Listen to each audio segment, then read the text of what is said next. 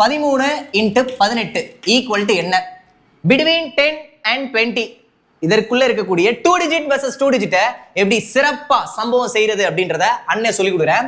இந்த மாதிரி மல்டிப்ளை பண்ண போறீங்கன்னா இதை அப்படியே வச்சுக்கோங்க. சரியா? இங்க கடைசியில் என்ன நம்பர் இருக்குன்னு குறுகுறுன்னு பாருங்க. 8 இருக்கா? 13 + 8 என்னங்க வரும்? 21 வருமா? எழுதிருங்க. எழுதிட்டு ஒரு ஜீரோவை சேர்த்து கொள்ளவும். Okay okay. அடுத்து என்ன பண்றீங்க? இந்த கடைசியில் இருக்கிற 3யும் இங்க கடைசியில் இருக்கிற 8யும் மல்டிப்ளை செய்ய வேண்டும். 3 × 8 என்னங்க ஒரு 24 வருமா? அப்படியே எழுதிட்டு இதை கூட்டி விட்டீங்கன்னா ஆன்சருங்க. புரிஞ்சாங்க? ஐயா கொஞ்சம் குழப்புது ஐயா.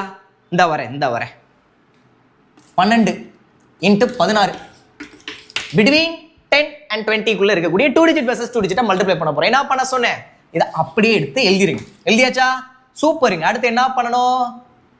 இதோட இந்த கடைசியில் இருக்கிற 6 ஆட் பண்ணுங்க. ஆட் பண்ண என்ன ரிசல்ட் கிடைக்குது? 18 கிடைக்குதா?